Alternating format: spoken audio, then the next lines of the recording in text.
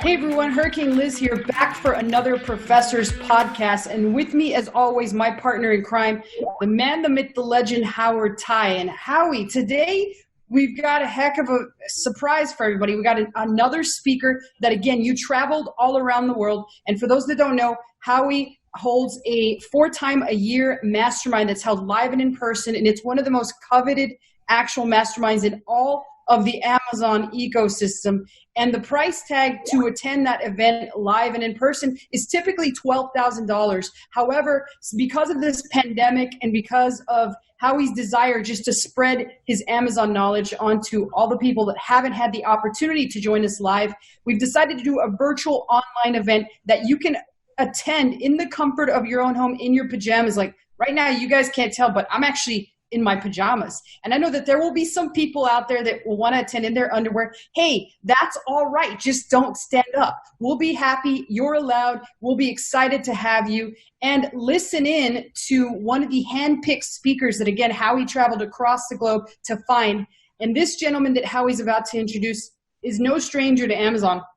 In fact, he's really no stranger to a lot of things. He has a expanded knowledge base of all sorts of things with products. Earlier, he and I were talking about designer purses, designer shoes, and things of that nature. But Howie, how excited are you to have this gentleman speaking at your first ever online virtual event? And what are you going to be wearing at the event? I'm going to have my PJs on. How about you?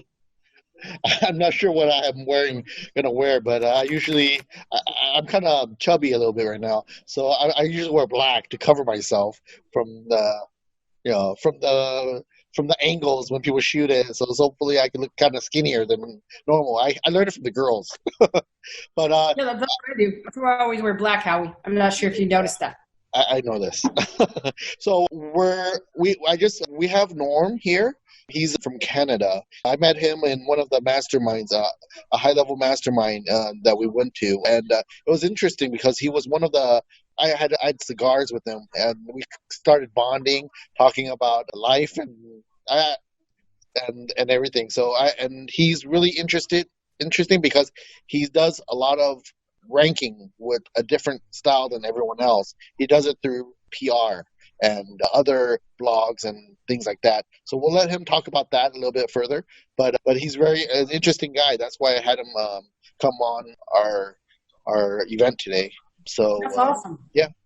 I'm excited for it. I know he's probably excited to get started. But before we do get started, I just wanted to remind everyone that I will have details on the event. It will be live virtually online, again, like I said, from the comfort of your own home on June 29th and 30th. And at the end of this actual episode, I will tell you how to find out more information so you can see who's going to speak there. Just the other day ago, Howie and I interviewed a $50 million a year speaker that had some pretty interesting things to say about Amazon that I've never even heard of. And I thought I'd been around the block.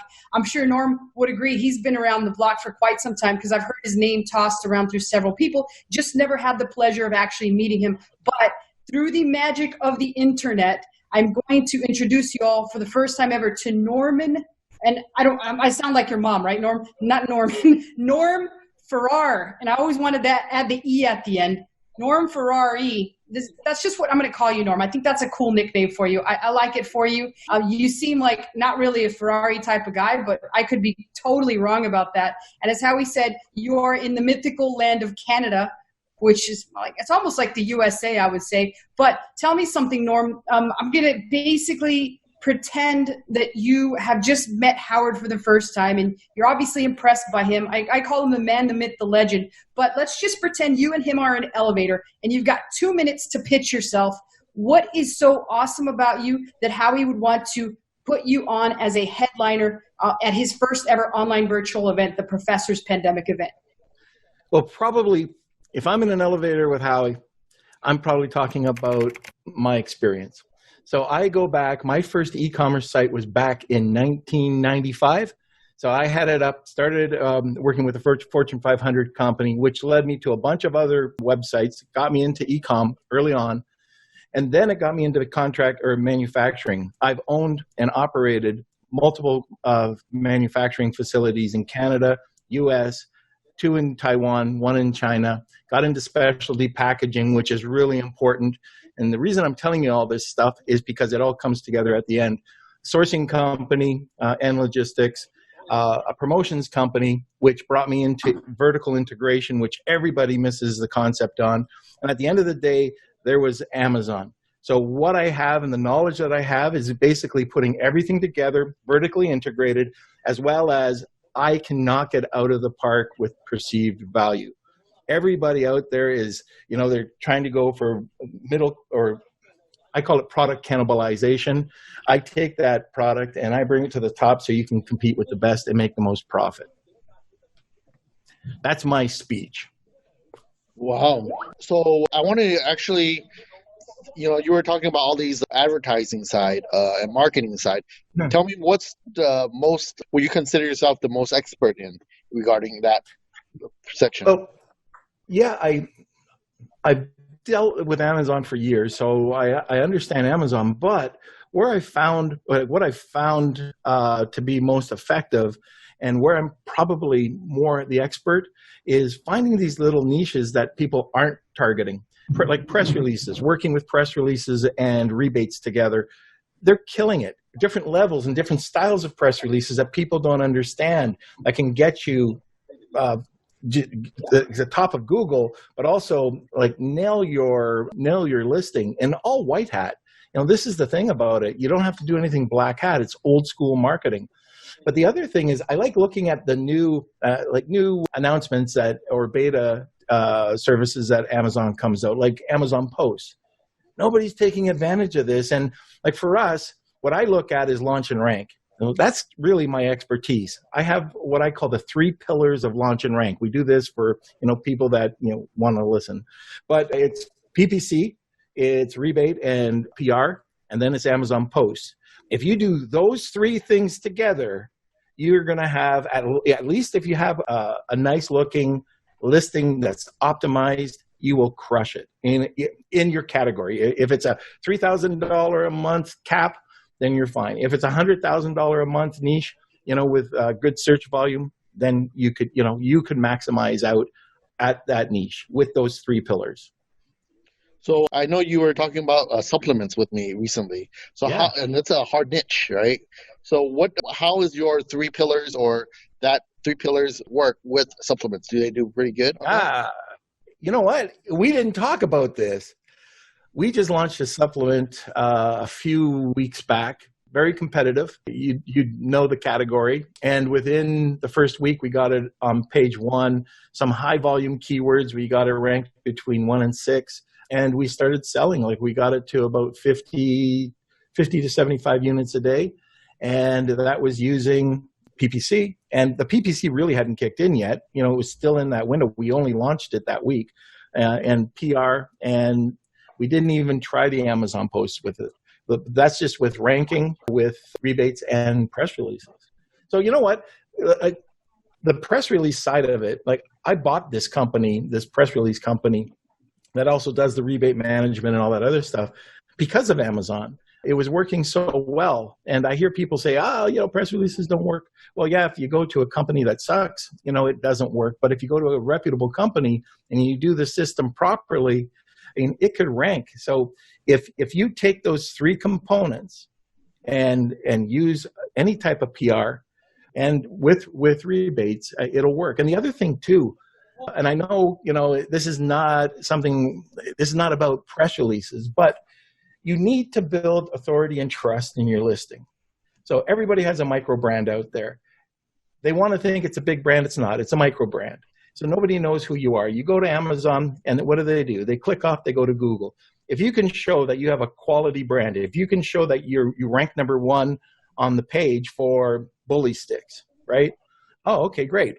Now you see yourself on CNN, CBC, you've got a great website, and your social media is consistent with your brand, you're going to sell all day long. If you don't, and you're off the brand, let's say, like you go and you have some crappy website and nobody can find you because you've never done a press release, they're going to click off and go to somebody else. That's my opinion. So regarding press release, I got a lot of we have a lot of big news. What do you call it? Those like Wall Street Journal. We got BuzzFeed that was at our door of our masterminds, trying to get in and to learn what we kind of do. So it's really interesting. They were like sitting outside the door, waiting for us to let them in and trying to see that if they can come in and stuff like that. So it was really interesting. And there was one some of the because we signed NDAs in all our masterminds and stuff like that. And one of the lady from BuzzFeed was asking one of our person that just came, that was one of the attendees that came over, was asking questions and stuff, her questions and stuff. So it was really interesting how they were trying to find out what more of things that we talk about in our, we're talking press, right? So that's press for you. And I guess I really am into like this signals. We're talking about signals. That's Signalytics. That's why I have where we have more than one signal. Like you were saying, PPC signals. You're talking about PR signals and maybe Amazon post signals and rebate signals. There's all these kind of types of signals out there that you're giving to Amazon to rank your products faster and better than just normal rebate. You're giving them more power. Right. So, yeah. I mean, in marketing, it's those 7 touches, right? So it could be the PPC, the rebates, the post, but then you can go off and get the website, you can get the social media. So wherever you can show yourself, as many, like if you do a blitz and you're all over the internet or you're in radio ads, and these are just different touch points that people can see your brand. And it takes multiple times. So that's why a lot of times people will do something once. They might do a launch and rank strategy. They might go to, a viral launch or wherever, and they do one launch. And, my launch didn't work. Viral launch is awful. They're not. I mean, you have to continue. You have to monitor what you're doing. There's so much competition, like especially in supplements. So you go and you do one launch, you give away 500 units or whatever it is. You might throw a few press releases against it.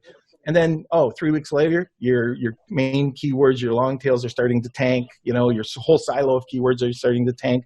Well, yeah, people are, they're competitive. And if you're not competitive and if you're not throwing maybe a few rebates and maybe another press release on these competitive terms, you're going to tank. You got to monitor. Like I think one of the biggest problems that Amazon sellers have is that they think that once they do something once, it's done, one and done. And that could be your listing, your optimizer, like your images.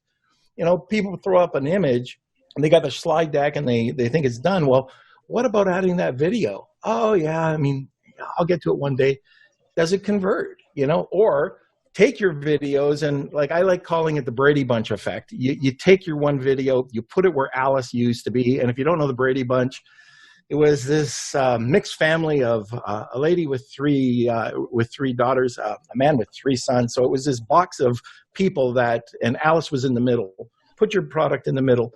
If you send it over to PickFu or Usability Hub, get them to vote on it. And if your pictures aren't winning, then you're doing something wrong and you better rethink your pictures or your titles or your bullets. Go through that whole cycle. And then those 3 pillars, once you do that to your listing, now your listing, if you can't get people to convert on page 1, then there's a problem. But a lot of people come back and say, I did something, I spent $7,000 on a listing. We got to page 1 and nobody bought. Well, yeah, look at your listing. You did it with an iPhone. It looks horrible. You obviously haven't even taken one course and listened to anybody about your product listing. It just was terrible. So just because you get on page 1 doesn't mean people are going to click on your listing. Yeah, that's some great points, Norman. One thing, I look at you and I hear you and I say, here's a guy that knows a lot about a lot. Like 1995, you've been in e-commerce that long. You're actually the first person that I've met that's been in e-commerce longer than I have. I think you got me beat by a little bit. And the one thing that I was really happy, though, to hear from you is that if you were in the elevator with Howard, you guys would not break out with cigars. That wouldn't be a good idea. But typically, in the live person masterminds, we drink, we throw some drinks back. Howie's become great friends with Don Julio. Him and Don Julio are are like this. I can tell you that from firsthand experience. I've seen it. And as a result, secrets come out. But I feel with you, Norm, the secrets are almost going to come out just naturally, just talking to you. That's kind of how you earn the name Norm Ferrari, right? But the thing that I wanted to ask you, based off of this like extensive amount of knowledge that you've been able to amass since 1995, tell me what 3 to 5 topics that you would be able to talk about during the professor's pandemic that would absolutely get people on the edge of their seats. You know what? I'm going to say this. Your eyes are going to roll back in your head. You'll probably, how are you going to have a heart attack? I think that there's not enough emphasis on branding. And by branding, I mean perception. And I'm going to give you an example. So if this doesn't get you on your edge of the seat, then nothing will. So we've taken a simple product. It's a knife, and it's a $16 knife. And we sold it at $49. Not crazy about selling it at $49. So you're making some money, and it was selling okay. It was in a plastic blister pack. I went back and I said, we got it. Like, the perceived value is not there. We could do a lot better. We increased the quality of the packaging by about $1 up to $3. And we put it back out on the marketplace, and we got it up to $79. And I thought, this is really great. We got it up to $99. Changed the packaging again. And now I think we're going to get up to around $200 for this knife. So why? Perception. And so a lot of people, when they come onto the marketplace, they don't look at the little things. Like, you can get I use a beard comb as an example. I bought a beard comb at 79 cents. Well, okay, I got a beard comb. It's in a blister pack. Well, how can I bring the value of that beard comb up? Well, I can etch it. I could put it into a package. I could into a vinyl sleeve. I could put it into a leather sleeve. I could put it in a leather sleeve with a slit that'll allow me to put my credit cards in it. I could put it in a nice box that opens up that cost me 45 cents. I did that, and I bought three combs. One was in a blister pack for 79 cents. The other one was in a vinyl pouch for $11.95, and the other one was $17.95. Just being a guy with a beard, I would have bought that all day long because it's got high perceived value. And the difference in price, the guy with the 79-cent one was selling $3,000. The guy with the 17 was selling $30,000. So it's getting people's mindsets around perceived value and understanding how to do it. The other area that I think I know I'm an expert in is Amazon Post. People don't understand Amazon Post. They don't understand how they can use it to, how's this? Show up on your competitor's listing for free. I mean, it's a free way to go against, actually show up on your competitor's listing, which I'll take that all day long. It's free and it's shoppable. And at the end of the day, we can show that there's a correlation between the engagement in a good quality review and people buying your product. Your sales go up. I can talk about the 3 pillars of rank and how to use them effectively, or that using them with a properly optimized listing. And finally, I do have a sourcing and logistics company, and again, eyes go back. We do things, a company completely different than probably 99% of the sourcing and logistics company out there. So one of the things I could talk about is product inspections and their importance, or the HTS codes, which, like for myself, one of the products I sell, it's soap, simple soap, and I was paying 17% until I looked into the HTS codes. And HTS are just harmonized tax codes that when they come in from China, or they could be coming from the US into Canada, we were charged 17%. I changed it from this natural soap category to Castile. It went down to 0. I saved 17%, and I just, made it back all day long. And we've done this recently for one company. We saved them 35%. So that's something that's interesting. I think a lot of people aren't talking about. Even higher end sellers, they don't really know. They leave it to a Chinese manufacturer who doesn't necessarily understand English to set their HTS codes, and they're paying for it. So those are some topics that I think we could talk about. Yeah, those were all really good topics. For me, the one that excites me the most, and we actually had Shane Oglow on here talking about it, was the Amazon posting, because I think that for a lot of intermediate sellers, we've heard about it, and a lot of sellers like myself, I like to let other people kind of pioneer into it and innovate, and then kind of figure out what they're doing and then do it after they figure it out and they kind of lay it out for me. I'm kind of more or less like the lazier Amazon seller, Norm. So my question to you is, without spilling the beans, because I think that Amazon posts is a huge topic and I've never heard anyone talk about it up until you and Shane came on here. What kind of basic tips could you give people? Because I'll give you an example. After Shane talked about it, I quickly went on the internet, I Googled it, and I didn't really find a lot of tactical, useful information. In fact, I logged into my brand registry. I couldn't even figure out how in the hell to enable posts or anything like that. So for a complete dummy like me, what basic tip, without spilling the beans, can you actually give us here on this podcast? Well, first of all, you're right. There's no information out there. You really have to dig or develop it on your own. But I think it's really important that you understand how to at least get onto it. So the first thing you have to do is just go into Seller Central, go to settings, and go to user permissions. It's there. You turn it on. You have to turn it on. It's default at it's turned off. Just enable it.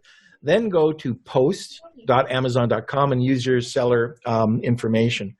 So at that point, what you're trying to do is you're set. You set up a profile. I don't have to get into that. You just kind of throw your logo and your brand name up there. And then it's like almost anything else. You try to create these posts that are very simple. There's a layout. You upload an image. There's 3 different types of image sizes so you can experiment. But go back and experiment with your polished images, candid images. So let's say that you've got somebody maybe from like Thomason or something, like an influencer network, that you've got to take pictures with your product. They work really well. For our knives, for example, we sent them out to chefs, and we got like really well-known chefs to pose with them, and then we put them up. We had benefits and features, and we used the beautiful part about it is you can use images that are on your EBC / your A+ pages or your listing. You don't have to go out and spend a ton of money. On top of that, like, you do want to have this social proof. So social proof is everything. Everything on Amazon is white background, right? You're going down your listing, it's white background, white background. Well, now you can drive your attention. It's a pattern interruption. You can take a look and, oh, there's somebody doing something with the actual product. So different, like a diverse type of images are something that you can look at, and I can get right into it, like where to go, what to do, how to do it. And you can also, let's say you're running a contest or you're getting people to tag you using your product on Instagram. You can use something like Repost. That's an app that you can just download and then upload it into posts. So if you're going to do it, you want engagement. And they do have a very basic report. You can't gauge sales, but I can guarantee you that if you see 200 clicks going over, that you're going to see your sales go up. So one of the other areas that I can tell you about the Amazon post is you have to do it multiple times a day. This is where you get the best effect of it. When you will not believe the engagement. Especially if you're in a competitive niche, like we're getting anywhere from 20,000 to 200,000 impressions in 3 days. So 200,000 impressions. So that was during the holiday time. But right now we're doing an average with the one product of 20,000 impressions over a 3-day period. And the engagement, so Amazon's done something really smart. It's multiple clicks. So for us, in the e-com business, we would say, oh my God, that's horrible. Well, no, it's not. You click on the post, you go to another post, you click on show product, which is going to give you a summary. You click on the show product and then you go to the listing. Well, what is it doing? It's getting rid of all those people who are tire kickers. And what it is Amazon wants the person to convert. So if they're going through 3 clicks or 4 clicks, guess what? Your conversion rate is going up. So it's going to improve your conversion rate. I'm talking probably 30+% conversion rate. It's incredible. Like, you'll instantly see it go up. So if you continue to do this and you can monitor in your reports what is working and what's not, what's getting you the most engagement, and just focus on that. And the cool thing is about it, you can go in and you have up to 2,200 characters. Like for us, let's publish like once a week a recipe. So you can get people to come back, and it really is Amazon's way of getting back at Nike. Nike said that they left because they couldn't build a brand. They couldn't build a community around their brand. 3 days later, guess what comes up? Amazon posts. And so now they are building it. There are some negatives. They're still in beta, and you can't comment, you can't vote. You know, there's a few little things that I'm sure you're going to be able to do. But the bonus is it's free, and you can't target a competitor specifically, but Amazon's algorithm will put you into a related category with different competitors, and in categories that you never knew that you were relevant in, which is really cool. That was amazing, Norm. I think you went into so much detail there. Like, you gave me a great starting point, as you probably gave a lot of listeners a fantastic starting point. But right about now, I'm so excited for this event. It's almost like you were waving a steak in front of a rabid dog. So I look forward to hearing you speak more about that. And I truly appreciate you sharing all that information. How about you, Howie? What do you think? Great. Well, the reason why I have him here, Norm here, is because, you know, what this event is all about this new technology and also external traffic that he's pro in regarding PR and other things too, especially the posts where you could throw some of these post links, I guess, outside to get more traffic.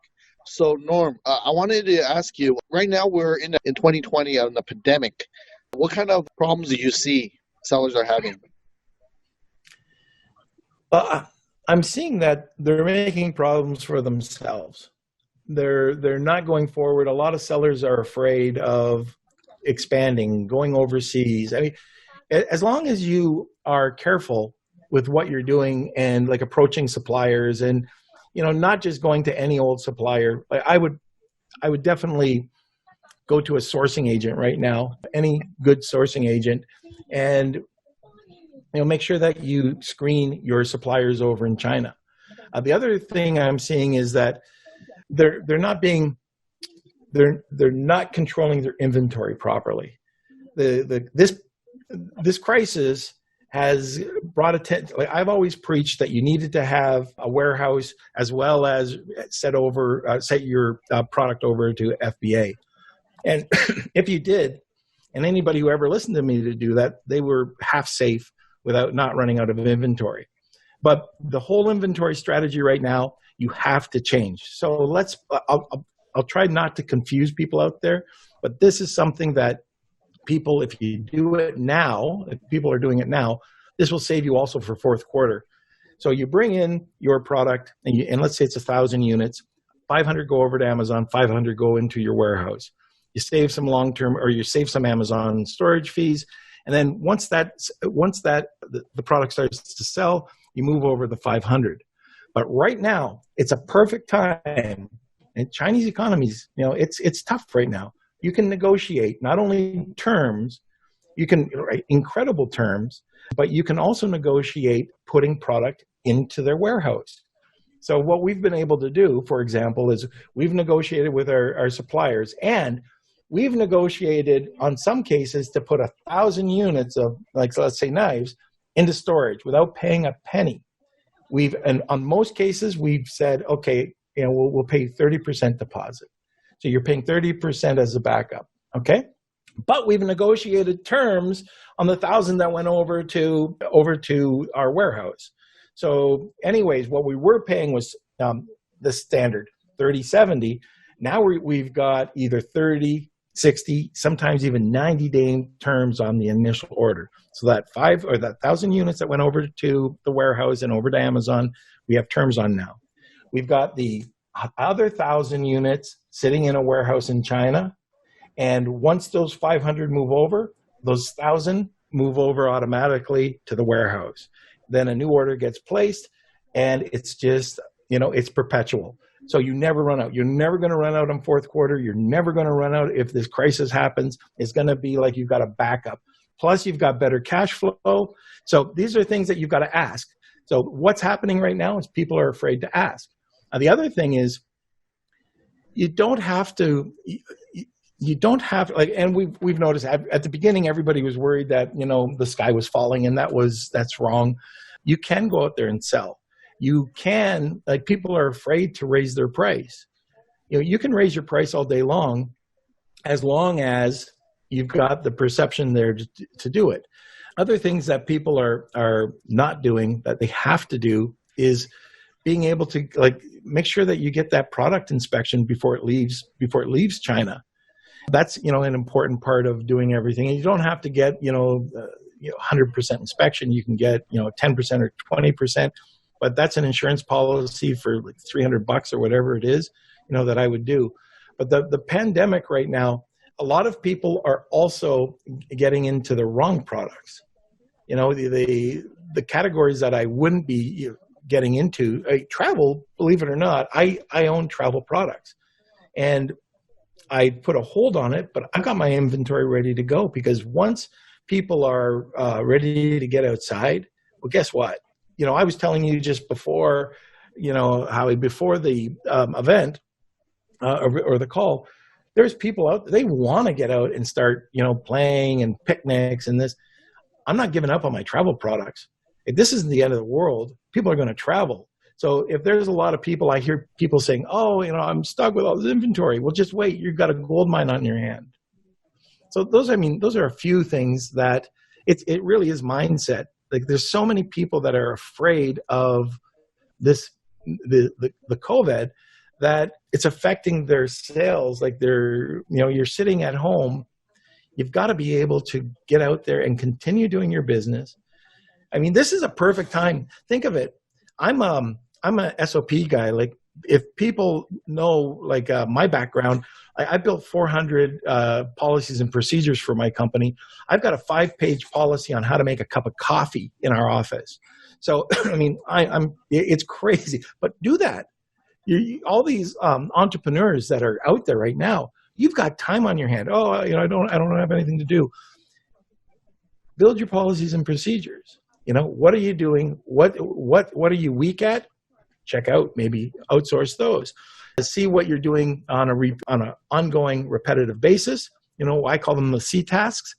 Build an SOP for them. And an SOP is really simple. Just document your task. Go and get an app like Loom. You can do it for free. Videotape what you're doing, or videotape. That's how old I am. Videotape. Record your screen, and then put it aside. Save it in your hard drive or in your Google Drive or whatever, and then send it over to a VA when you're big enough. So there's lots of things going on right now. The other area too is, people have to take a look at their numbers when they're doing this, right? I mean, it's the old, everybody says, look at your numbers. And a lot of people will say that for PPC, but they don't talk about in general business. Being able to, like, if you're tight on cash right now and you lost your job and you're trying to finance a new Amazon business, it's really tough. I don't know if I would do it. But some things I've done is I've floated it off credit cards, which is the worst you could do, paying 30%. But little things, finding a Forex bank, that's going to save you from Amazon. If you're an international seller, they're going to charge you 4% on a Forex bank. You'll get nothing. Like, I don't get any charges for wires or ACHs. I just pay a slightly over the, whatever the exchange rate is, slightly over that. And I've saved thousands of dollars just by doing that. There's so many things you can do to cut back or save money. People don't realize it, starting right from sourcing all the way through to, like, from A to Z. And you probably can see we've got one person that we work with that we've saved them over 60% of their cost of goods. Just, 60%. What does that do for your cash flow? And it was stupid things, just that, hey, you have to look outside the box. And that's what it is right now. This time as allowing all these Amazon sellers to look outside the box. So that's a long-winded way of saying, yeah, do something. Well, you started e-commerce, right, in 1995, right? So yeah. I started in 2003. So it's a while back out there, I guess. So we're kind of the old school style where we need the warehousing and stuff, that we're pretty we're knowledgeable in that area, for building a warehouse and everything. But I agree with the warehouse, you have more control than than having everything with 3PLs or with Amazon directly to save money. There's a lot of things that you can save money. I said it before, the shipping costs, you can actually negotiate really good with, the like DHL Global Mail, UPS MI, Smart Post. Those are those third parties that you can actually negotiate really below USPS rates by a lot. I'm talking about 30, 40, even 50% off. So also, like what you're saying about cash flow, if you can negotiate really well with the factories, you're talking about your ROI is going to go up the roof, then you can actually grow faster. You'll be productive. The amount of time you do something, you'll get like more return, and you'll grow bigger and faster, and also you can sell. If you want to exit, it's easier to scale your exit plan. So yeah. One of the things that we tell people, when we're negotiating, one of the reasons why we want to do this, like they're saying, why would we do that? Well, they want a reason, right? So we just go back and say, look, it's tough. You know what's going on right now. We're trying to promote your company. We need to take those marketing dollars that would have been to promote, to promote your product. We've got to double that or triple it. And if we don't have the cash flow. By you helping us out, and look, we'll either pay nothing over there or 30%. This will allow us to take that cash and put it into marketing, which is going to drive up the sales to buy more product from you. And a lot of the times, as long as you mention that works. Understand, yeah. So last question here, like in 2020, what kind of opportunities do you see? Oh, it's tons. And I always look at trends. Excuse me. I always look at trends, but there's so many opportunities in e-com and e-com services that I got my kids. My kids, they went to university for something completely different. During this crisis, now they're back working with me because e-com is where it's at. We've seen increased sales all over the map, no matter what you're in, except for travel or, a couple of the direct hits that we're taking with COVID. But everything's moving. If you're taking a look, like for us, we're looking, okay, what's happening in the baby category? That's going to boom. It's going to boom. I'm not going to get into baby clothing, but what can I do that might be able to sell in that category? I'm trying to streamline things while this is going on. The opportunity right now, I hate people that say Amazon's saturated or, it's the big bad, it's you don't want to get involved with Amazon. Well, if you don't get involved with Amazon, you're crazy because it's got the largest captivated audience there is for buying. It's the largest search engine out there. But where the opportunities lie right now are in other areas. eBay has got an incredible platform. I've got 3 products that are selling over $150,000 a month on eBay. People say you can't do it. eBay has got a great spot. You've got other areas like the Walmarts, your own. We have a product that we're selling in the pet industry. Doesn't even touch Amazon, and it's a very good seller. Never touched it. Over 19 months, it got into 8 figures. Hasn't touched Amazon. So being off Amazon is fine. You can survive. You can get out there. The key is whatever you're doing in 2020. Liz, you're a big SEO person, right? I used to be. Yeah, definitely. Content. Build up content. Get people to come to your website. Have a good looking website and then drive those people over to Amazon. So there's so many opportunities right now on Amazon. You just have to make sure that the cash flow is there. But I can't see, this is one of the bigger opportunities in the world right now. It's international. You can sell. You can source direct. If you're worried about going over to China, there's so many manufacturers opening right now back in the U.S. You can source great manufacturing, even packaging. The opportunity, like a lot of times we used to go overseas and you'd have to buy huge, large amounts of packaging. If you didn't, you'd pay through the nose. There's incredible digital packagers right now in the U.S. that are very competitive with China. So let's say you're doing your kitting and assembly at a warehouse in the U.S. You don't have to bring in the product from China. You can, like rigid packaging. It costs a ton to bring in. Now you can do it in the States. That's an opportunity. So there's just a lot of different opportunities in almost every niche that you just have to sit down, do your competitive analysis, make sure that the price point is half decent. If you're selling a $10 bar of soap like me, idiot, you have to sell a lot of soap. But if you're selling something for $50, you're going to make some profit. Now, the other thing is there's more people coming online every single day than any time in history. We've never experienced this ever. I mean, it's a boom. There's going to be more. When the crash happened in the 20s, I'm not that old, but when the crash happened in the 20s, more millionaires were made during that time than any other period. And then you take a look right now, there's a lot of opportunity for people to become millionaires.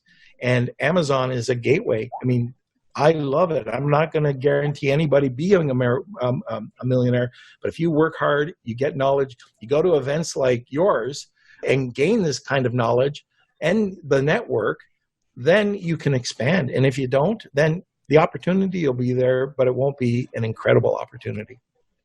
Yeah, that's interesting. What you're saying. I wanted to listen. Do you have any last words before we call it a day? You know what? I got a little quick story, and if it's okay, I'll tell it because it's right behind me. I don't know if you can see that ship. Okay, so I got this ship back there. It's a tall ship. Opportunities are around every corner.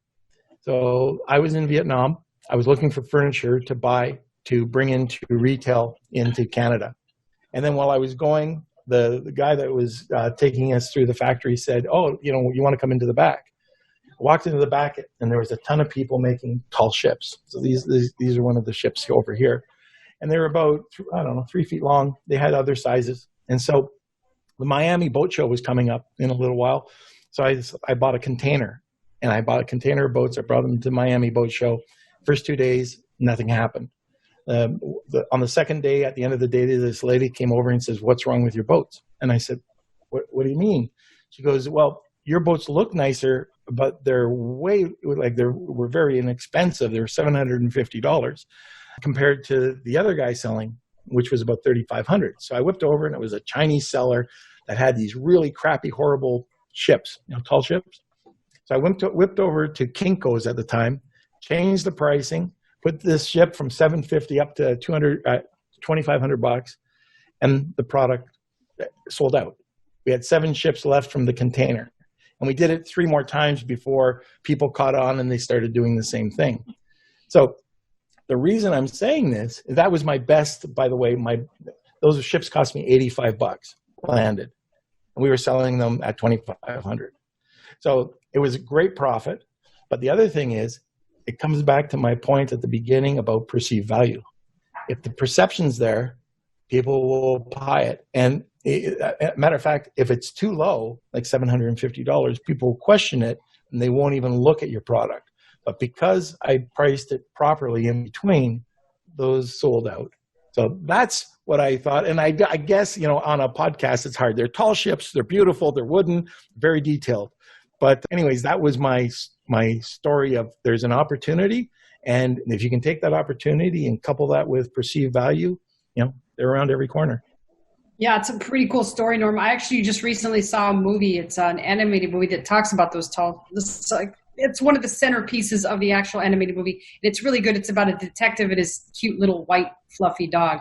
But anyways, that's totally off topic. But I will say this, the Miami Boat Show is in my backyard. So it's just literally down the road from me. But I think that's a great story that shows how when you create this perceived value, you can literally sell anything for any price. Like one of my products that does extremely well is twice as high as all the rest of the competition. And every year, like clockwork, $1 million from this one product that sells like hotcakes, no matter what page I'm on. So I'm excited to start the posting on that because I don't even think I'm on page 1 for my main keyword, but because of the fact that I'm the highest priced product in the whole niche in general, it just sells like crazy. So yeah. I took a lot of notes while you were talking. I'm super excited to hear you speak at the event. And I wanted to give everybody the details on how they can virtually attend, like I said, live in the comfort of your own home, in your pajamas, wear whatever you want, wear your undies like Howie said he might do.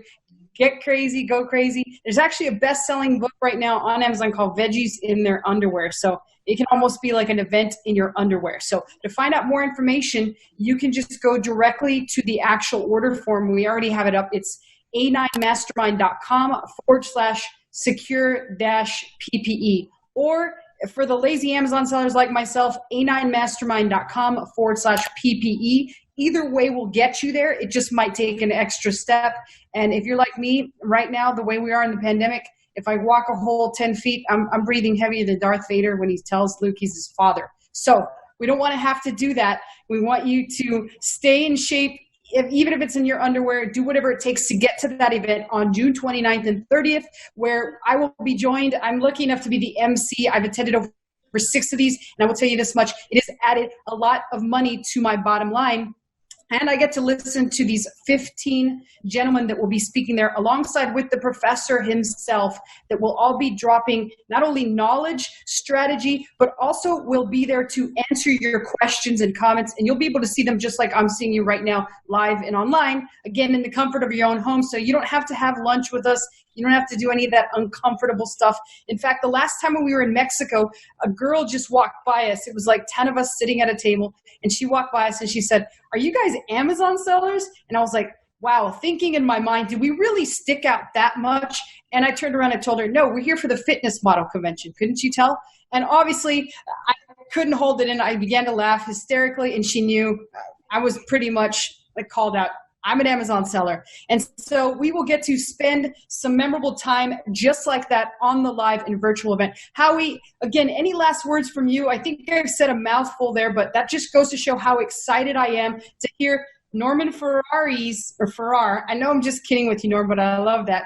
Norman Farrar's presentation, as long as the other 14. How about you, Howie? Well, I just want to say, Norm, yeah, I really, you're not saying you're old or anything, but, you're old. But we have a lot of things to learn from you. Let's see what you have to offer. Hey, Howie, you said you were an ecom too from like 1990 something. So Howie, it takes one to know one. You see, talk about the pot calling the kettle black here, Howie. I'm still 18. I'm sure your wife would disagree with that. Your wife of 20 some years. So we'll save that for the actual event. However, Howie, any last words before we say goodbye here? I'm a man of a few words, so I would say no. I think I said enough today. Awesome, amazing. And again, Norm, thank you so much for joining us. And anybody who needs to find out more information, remember it's a9mastermind.com/PPE for the lazy Amazon sellers, or a9mastermind.com/secure-PPC for the ones that just want to take a shortcut. And that's what you'll be getting when you attend this event. So I look forward to seeing you all, and I look forward to the fun that we will have with my virtual vodka shot. So see you guys soon. Bye-bye. Bye-bye.